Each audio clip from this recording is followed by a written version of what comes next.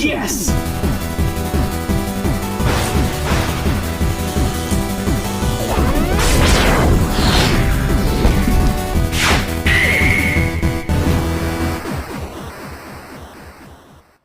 Hey everyone, and welcome back to another brand new episode of The Completionist.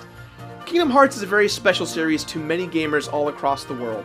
It's been a long time since Kingdom Hearts 1 has come, and Kingdom Hearts 2, and now 1.5 and 2.5, and all the fun games in between, and hopefully we're this much closer to Kingdom Hearts 3. But on the show, I've only done 1 and 2, so I said, you know what? Thanks to our fan Andarina, who gave us every single game out there, let's take a look at the very beginning with Birth by Sleep.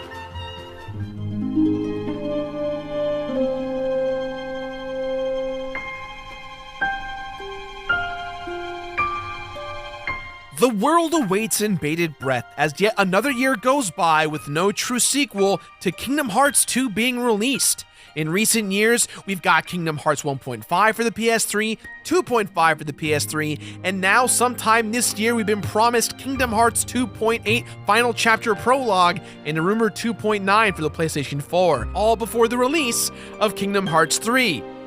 Finally. And while there is a lot of Kingdom Hearts games, and I mean there's a lot of them, by the time Kingdom Hearts 3 comes out, you'll have the ability to play almost all of them in their shiniest HD forms. I have a fan that goes by the gamer tag Andarina that sent me every single Kingdom Hearts game out there a few years ago, and when I told her it was time for me to complete another one, she immediately recommended Kingdom Hearts Birth by Sleep for the PSP. Mind you, the only Kingdom Hearts games I've completed up to this point are Kingdom Hearts 1 and 2, and I am aware that a lot has happened between 1 and 2, and between 2 and whenever 3 happens. So, here it is, folks. Let's start the journey of Birth by Sleep. To be clear, this is the PS3 version, which is technically Birth by Sleep Final Mix. It was a Japanese exclusive version of the PSP game. This includes extra bosses, which we will for sure get to. A Kingdom Hearts before the Heartless, before Sora, Riku, and Kairi, before Organization 13, and before all the extra storytelling that has undoubtedly confused so many of us. There is a lot that they just do not explain correctly. Come on! Now, you may not technically need to have played any other Kingdom Hearts games to understand this one, but I kind of encourage it as there's a lot of things referenced in Birth by Sleep that were set up in the other games. And I mean a lot. If you're a newbie to the franchise, I recommend checking out my other 2 videos on Kingdom Hearts 1 and 2. That way, you'll have some inkling as to what's going on, and you won't be spoiled by what we're about to discuss. This concludes your official spoiler warning. At the conclusion of Kingdom Hearts 2, you're treated to a cutscene featuring 3 armored warriors fighting what looks like to be the most evil villains imaginable. For years, we did not have any idea as to what this imagery meant. From an outsider looking in, this cutscene paints the image that Sora gets killed, which I think initially was the idea behind it, but we'll find out more as we go along. Birth by Sleep takes place 9 years before the events of Kingdom Hearts, which means that Riku, Kairi, and Sora are literally like 4, maybe 5 years old. Similarly to Kingdom Hearts, we have 3 protagonists, Aqua, Terra, and Ventus. Unlike Kingdom Hearts 1, you actually play as all 3 characters as opposed to just one. Long ago, there was once an epic Keyblade war that was waged between light and darkness. The point of this war was not only for Kingdom Hearts, a place in which no one at this point actually has been to or inside of, but was actually for control of something called the Keyblade. Now I know this sounds confusing because literally in the Keyblade War, everyone has Keyblades. So what's the difference? Well, the X symbol according to the game is pronounced Kai, or Key, so it's known as the Keyblade. So moving forward to avoid confusion, we'll be calling it the X-Blade. X gon' give it to ya, he gon' give it to ya. From within this great final battle of the Keyblade War, the X-Blade was shattered into 20 different pieces. 13 pieces of darkness, and 7 pieces of light. As you play more and more of the Kingdom Hearts games, you'll find out who and what that all means, but it's important to know that now because that's where our antagonist, Master Xehanort, shows up. Our story begins in the world known as the Land of Departure. Since the time of the Great Keyblade War, 2 masters were appointed, Master Xehanort and Master Ericus. While both were appointed as Keyblade Masters, Ericus was dubbed the one in charge of training the new recruits. both were given apprentices. Ericus was given a young man named Terra and a young woman named Aqua, while Xehanort trained a young boy named Ventus.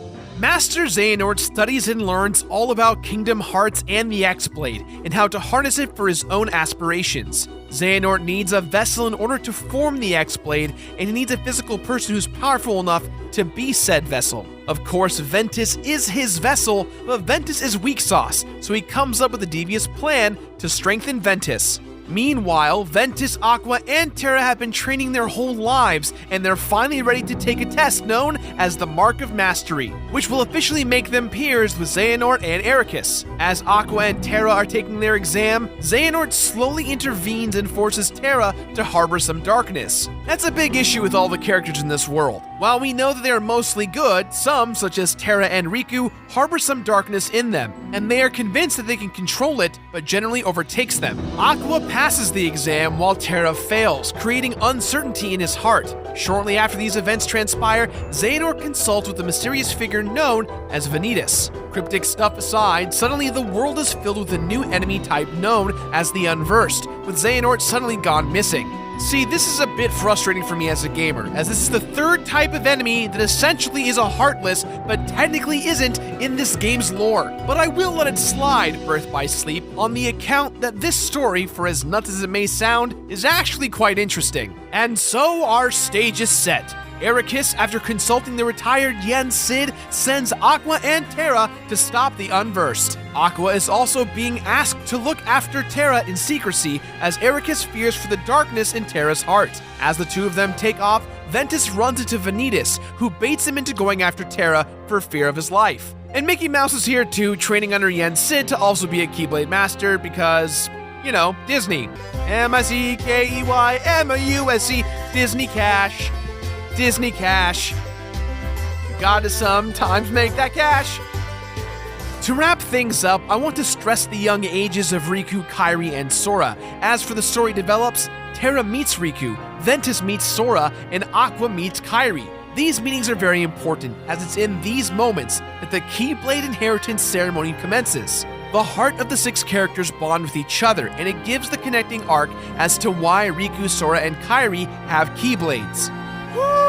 Jesus, there is a lot of information here in Birth by Sleep, and I hope that all of you have somehow made some sense of it. I personally feel, for however confusing this all may be, this game is actually, from a storytelling perspective, told well. It may be the best told Kingdom Hearts that I've played yet. From the get-go, you'll get to choose from one of these three characters, but to get the full experience, you'll need to play in the order of difficulty. Terra is considered easy mode, Ventus is normal, and Aqua is hard mode, which means that overall you're going to have to play this game individually 3 times.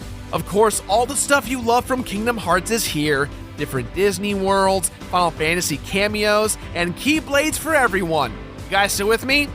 Good. If not, here's a video of a dog being cute. Good. Birth by Sleep, the PSP version, was actually created on the same engine that Crisis Core Final Fantasy VII was. Granted, you wouldn't know that just by looking at it. Birth by Sleep originally was intended for the PlayStation 2, and was going to star Sora, but the idea ended up being scrapped as Square Enix wanted to focus on bringing many different titles on portable gaming consoles. However, Final Fantasy veteran and Kingdom Hearts helmer Tetsuya Nomura wanted to stress that Birth by Sleep is just as important as Kingdom Hearts 1 and 2, often referring to the game as Kingdom Hearts Episode 0. So here's some footage of what Birth by Sleep looks like on the PSP. And here's what Birth by Sleep Final Mix looks like on the PlayStation 3. Being packaged as a part of the Kingdom Hearts 2.5 Remix bundle was a fantastic call, as this game, while it holds up well on the PSP, looks phenomenal on the PlayStation 3. The cutscenes look great, the music is incredible. Overall, I'm real happy with the final product of this game. What I will say is that something that was a bit weird for me was the voice acting. The Kingdom Hearts franchise has been known for its awesome cast of celebrity voice actors, with both its main and supporting cast. James Woods is still killing it all these years later as Hades. Dark, moody, powerful. Yes, he's perfect. And we even got Mark Hamill playing Ericus. But I will not fail again. I will say, however, two characters that never seemed to resonate with me in terms of their performances are Aqua and Terra. They seemed phoned in, disconnected even. No, stop! My friend gave me that! I got the vibe that they didn't care. But hey, maybe that's the way the characters are meant to be played? I don't know. That's really my only gripe. The worlds in Birth by Sleep feel different than any of the previous games. For starters, there's more original worlds from the previous Kingdom Hearts games, and even then, the Disney worlds you do visit are much smaller in terms of scale. Some worlds are literally no more than 4 to 6 rooms wide. But the nice thing about playing as 3 different characters is that their experiences through the plot are different, so you're going to get access to completely different areas with each character. What made me very stoked to play the game was its opening cutscenes. Square Enix always does a fantastic job with its pre-rendered cutscenes. It paints the canvas perfectly. Simple and Clean returns as the theme song for the game, which you guys know me and that song. I could sing it all day long, no shame. And all the music in the game pays perfect homage to all of its sources. Growing up with the Mickey Mouse Club, I was constantly humming the music for Disney Town the entire time. Birth by Sleep pays respects to what the franchise of Kingdom Hearts is, an action RPG with hack and slash-like elements. From the get-go, you're given the choice of choosing your character from the very start of your adventure. Every time you complete a campaign, you'll be allotted to start another. The suggested order is as follows: Terra, Ventus, Aqua. With this being the final mix version, you can bet your bottom that we'll be playing all 3 campaign modes on the critical mode difficulty, which is the hardest mode in the game. Birth by Sleep's most defining characteristics are determined by its 3 protagonists. Ultimately, their playstyles feel the same, but each character has different abilities and traits, with each one being based on a different classical element and are visually and mechanically distinct. Terra is a brawler who focuses on delivering huge damage, but not being as agile as the rest. His abilities usually focus on powerful attack barrages or rock-focused element attacks. Ventus, who looks a lot like Roxas, actually plays a lot like Sora, but with wind as his element and speed as his strong point. And Aqua is about magic casting with an emphasis on water or freeze capabilities, with a secondary focus on shield abilities, which protect her from all different kinds of onslaughts. Undoubtedly, you'll have your favorite, but if you're a completionist, get comfortable because you're going to have to master all 3. The combat, while staying close to its Kingdom Hearts roots, has still changed in many ways. For starters, you have no MP gauge. Yup, that's right. Skills and spells do not require any MP whatsoever. This is a welcome addition as you're going to be needing to micromanage your abilities a ton, and this submission takes care of half the battle. Rather than having MP, you'll be focusing on cooldowns and queuing up your next attack while doing your basic combos to pummel your foes. You gain abilities by either progressing further in the story or by leveling them up naturally, but ultimately, by the end of the game, you'll have every skill, or if not, you'll need to get every skill. During combat, you can shift into different command styles that give you great boosts in strength, speed, defense, and more. And the more times you chain certain styles together, the more you build your meter towards unlocking the most powerful styles. These styles will be so crucial to your success in the end game content, as you'll be having some really epic battles. Empowering the player is big with Birth by Sleep, and you'll be having to craft all different kinds of skills and abilities to not only prepare your character for your quest, but to flesh out your character's true potential. Your command deck is the bread and butter of your leveling system. Each spell or skill has a level to it that you'll need to level up, but once it gets to a certain level, you can take said skill and use the material to combine it with another skill that's also leveled up in order to create a brand new skill that's greater than the sums of its 2 parts. That was insane. Let me try to simplify it a little bit. You equip each skill and spell as if it was an accessory or piece of armor, and you'll be equipping a lot of the same ones for multiple casting opportunities or leveling. So for example, if you level up 2 separate cure spells and combine them with each other using the material, you'll now have a level 1 Cura with a permanent augmentation to one of your physical attributes, like your maximum HP going up, or effectiveness of your abilities, or even your Kingdom Hearts Leaf Bracers or Once More abilities, which are incredibly crucial to your survivability. But note that you need to actually level up the new skill to its max level in order to permanently retain the augmentation. From here, we have the shot lock commands. The shot locks are a lot like little limit break meters that allow you to shoot projectiles from across the room after locking on to enemies. After you've locked on to all your targets, you can execute a final attack. Most of these are obtainable via the plot, but some can only be unlocked via side quests. Next up, in regards to combat, is Dimension Links, or D-Links. As you make your way through each world, you will form a relationship with all different walks of life. From the main protagonist's friendships with each other, to Final Fantasy VII Zack, to of course, all of your Disney favorites like Goofy, Donald, and Mickey. Each D-Link provides a different battle boost and an array of original and deadly attacks. The best one for effectiveness has to be, without a doubt, King Mickey, as when you've got him at max level, enemies double the experience earned for the duration of the D-Link. There aren't too many side quests in Birth by Sleep, but the ones that are there amount up to a ton of work. You've got your journal from previous games that will be your completionist checklist, and you'll be consulting this thing a lot as you progress. Just look at all of the side quests and collectibles there are in this game. You've got chests to collect, stickers for your Disney Town album, learning and unlocking every skill in the game. There's 3 different Disney Town minigames, which consist of the Ice Cream Rhythm minigame, the Disney Raceway Challenges, which is the most bare-bones Mario Kart clone I've ever seen, and Fruit Ninja Soccer. Then there's collecting all the different ingredients for the flavors of ice cream. And last but not least, the command board, which is literally Mario Party Kingdom Hearts.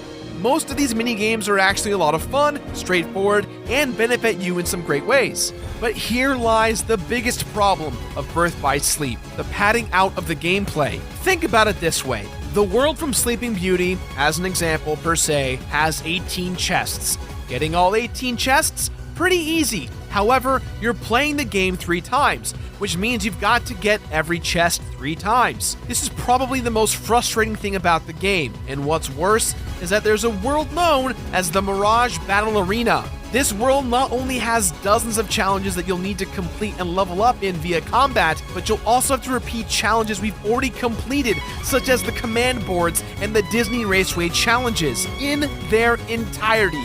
No, these are not brand new minigames. Yes, these are the exact same ones as before. You'll have to do them all over again if you want to unlock everything.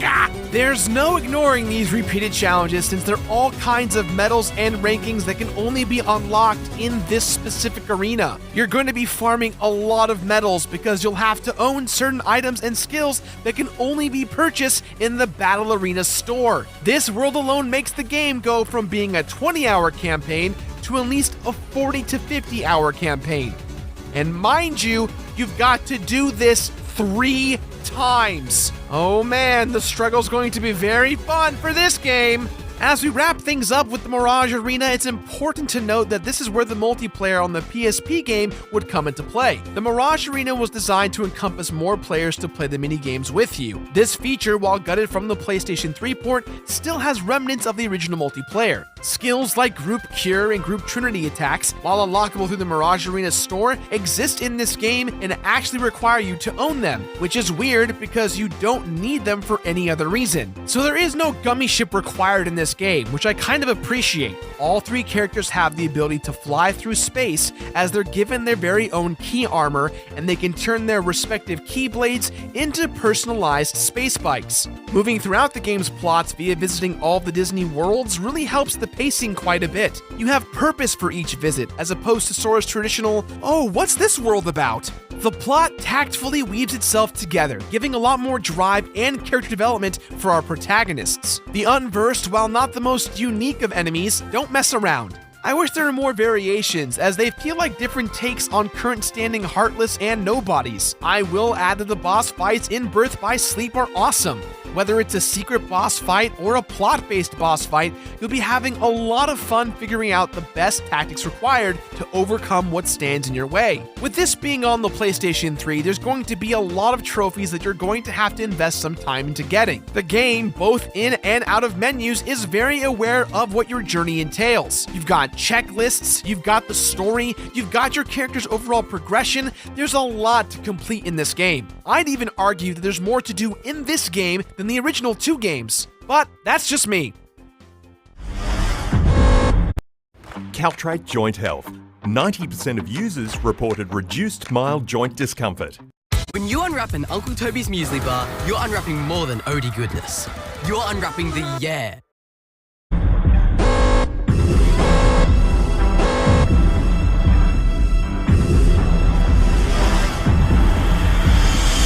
Throughout the game, our three heroes' paths have intertwined. No matter who you play as, all three characters and their fates are bound to each other, which leads up to a big climactic fight at the Keyblade Graveyard. That's right, the secret movie that plays at the end of Kingdom Hearts 2 is actually the end sequence of Birth by Sleep.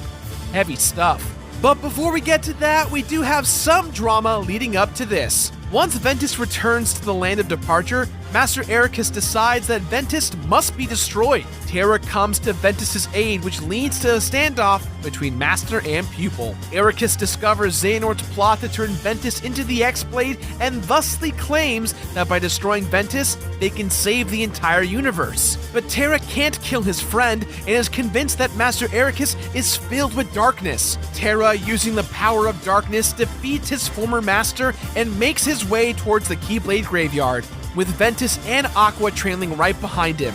Aqua is convinced that Terra is on the path to darkness, and Ventus knows that Terra is in trouble. Xehanort then absorbs the land of departure into darkness, thereby destroying it. At the Keyblade Graveyard, the stage is set. The final battle with Xehanort begins. It's here that we learn of Vanitas' true past. He's actually the darkness in Ventus' heart and was created when Xehanort split Ventus' heart in half, so that Vanitas would be born and would become more powerful enough to turn Ventus into the perfect vessel. Vanitas is also the source of the Unversed, as he controls them and fuels them. And here is where our three heroes' endings begin to split. Terra goes 1v2 with Xehanort and Vanitas. These battles, for being the final battles of the game, are kind of a joke. Even on critical, they're kind of easy. I would describe to you in detail what generally would go on during these fights, but all you really need to know is that you can just lock on and smack the attack button until you win. Once these two are down, Terra takes on Xehanort by himself. Even though you defeat him, Xehanort's plot armor keeps him winning. And this is where everything starts to connect. If you remember, Apprentice Xehanort, Xemnas, and Ansem from Kingdom Hearts 1 and 2 look nothing like the Xehanort we've been fighting in this game. The reason being, this event right here. Xehanort has been grooming two vessels this whole time, Ventus for the X-Blade, and Terra for Xehanort's new body. After overcoming Terra's power, Xehanort officially takes over Terra's body. However, it's not over yet. Terra's space armor, which contains Terra's mind and what's left of his heart, ends up reassembling itself and fighting back. And although you defeat Xehanort once again, nothing really happens. Ventus' final battle reveals the most meta of meta fights. Ventus, fusing with Vanitas, sees the two of them fighting inside of Ventus' consciousness. This eternal struggle, as straightforward as the fight may be, results in Ventus needing to destroy himself so that he and Vanitas cannot fuse, thus stopping the creation of the X-Blade. Ventus' heart is lost in the abyss as it searches for a place to go. But because of the passing of the Keyblade ritual, young Sora's heart fuses with Ventus's. This is why so many people believe that Roxas and Ventus look the exact same. And Aqua, poor Aqua. We haven't even touched the surface of her ending, and already she's lost two of her best friends in metaphysical states. While Terra is being possessed by Xehanort and Ventus is battling Vanitas, Aqua first must battle a familiar foe from the soon-to-be-formed Organization 13, Xigbar. Look, I didn't name him, that's just what it says his name is. Shortly after his defeat, Aqua and Mickey Mouse must battle the physical fusion of Vanitas and Ventus. Again, all 3 or 4 of these fights are real easy and straightforward. As all this chaos ensues, Aqua, Mickey, and the now unconscious Ventus retreat back to Yen Sid for further instructions. And here's where the game ends. Or does it? Yo, hold on, stop the music. We gotta keep going with this. I know it's completion bonus time, but not quite. I'm gonna keep going. Give me a sec.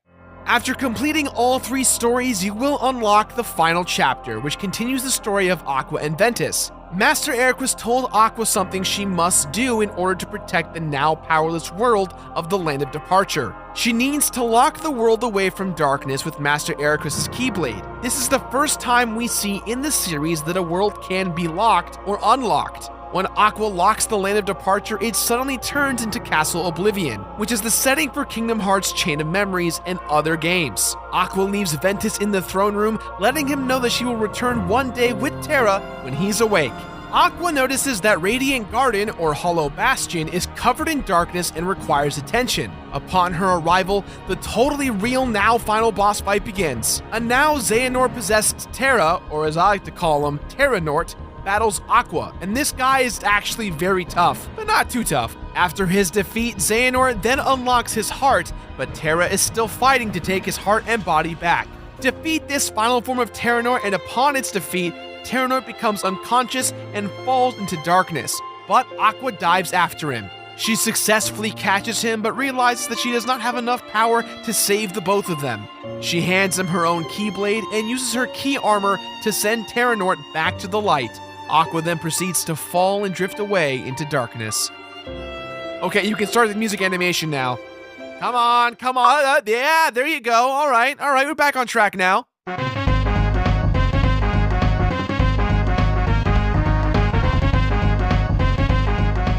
Welcome to the final mix! After you've beaten the final story, this game would usually end right here, but with the remake on the PlayStation 3, we actually have a secret campaign still left to play. We then take control of Aqua once again, who is stuck wandering aimlessly in the darkness, with Master Ericus' Keyblade in hand, trying to find a way out of the realm. This right here is our first encounter with the Heartless, and they're incredibly strong. This mini section of the game, while it is fun to play, isn't very long and is mostly an excuse to keep the story going. Not a bad thing, but a thing nonetheless. Upon beating it, Aqua realizes she may be banished in this dark realm forever.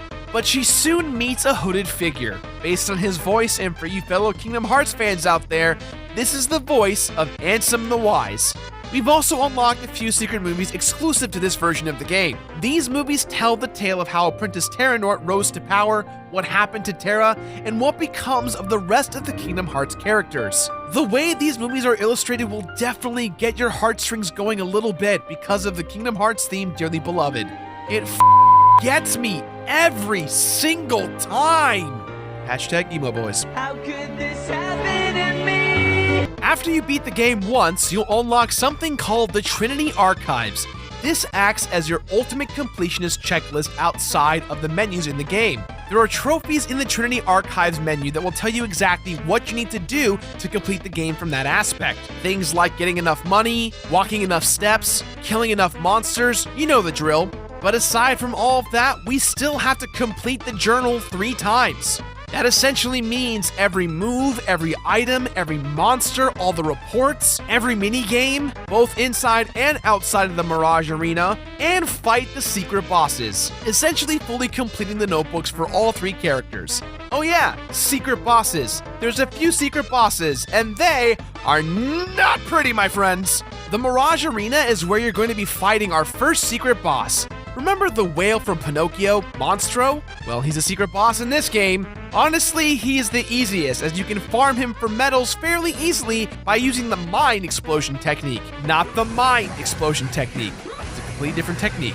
Next up on our Mirage Arena hit list is the Armor of the Master. This is Master Ericus' armor, and he's pretty dang tough.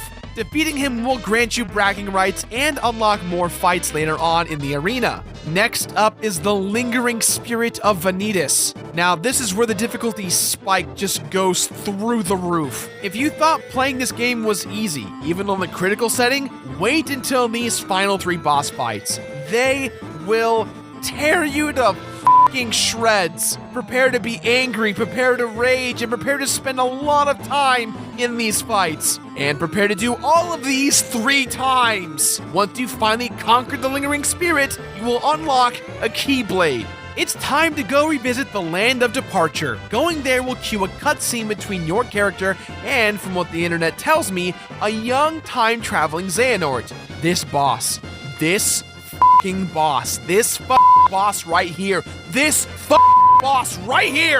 is one of the most difficult boss fights I've experienced in years. Holy shit, he literally one-shots you. It gets to a point where you can't even lock onto him at all because he goes invisible. He's invisible, he shows up and he kills you. He's a monster and he needs to be put down. I cannot stress the amount of skill and precision it takes to fight this guy. And here's the kicker, this fight is actually much easier as Ventus and Aqua, as they can spam their roll moves to gain invincibility frames for the fight. However, our friend Terra is slow, cannot roll, and can only dodge dash left to right. It's the scariest fight in the game, and it took me 9.5 grueling hours of non-stop battle action. Our final boss and thing to do in this game is the big old boss fight with an enemy known as No Heart.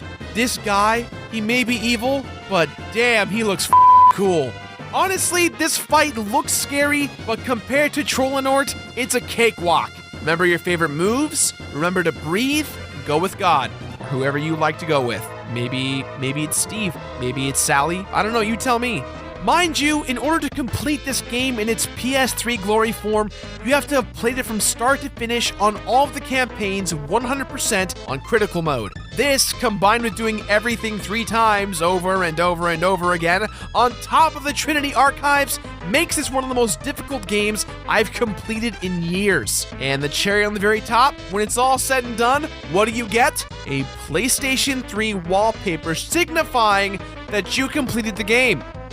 It's worth it. It's worth it because I got something. I feel better knowing I actually got something for dealing with this incredible bullshit.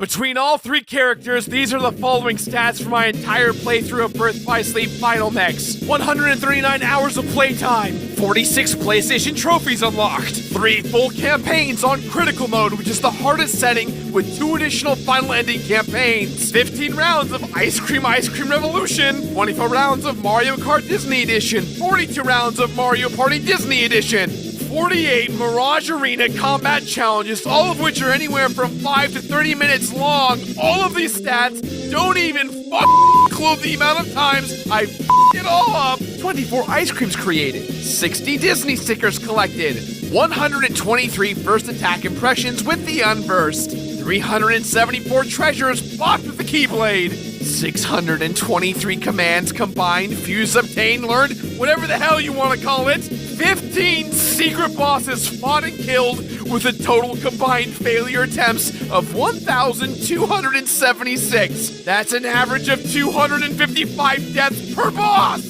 21,986 Unburst destroyed with my hands. And one drum roll, please. 48,562 goddamn times I heard the Mickey Mouse theme! M-I-C-K-E-Y-M-O-U-S-E, Mickey Mouse! Mickey Mouse! With all of the bull side that you just saw me go through, Birth by Sleep is an otherwise fantastic game. It's got great gameplay, a beautiful upgrade to all the previous Kingdom Hearts fighting styles and mechanics. It's got a great story that's pretty straightforward in my opinion, but if you're a completionist, prepare to suffer a lot with Kingdom Hearts Birth by Sleep. So, with that in mind guys, I give this game my completionist rating of finish it. Finish it! So, that's all the time we have for today, guys. So please, as always, let us know what you thought about today's episode somewhere on the internet. Question of the day, if you had a Keyblade, what would you lock or unlock? It's a pretty good question. The fact that I have this thing, I don't know, I really don't know what I'm going to do with this. It's just kind of, I can beat someone up with it. That's like a real thing I can do. Now, if you excuse me, let's go insane with some Ice Cream Revolution.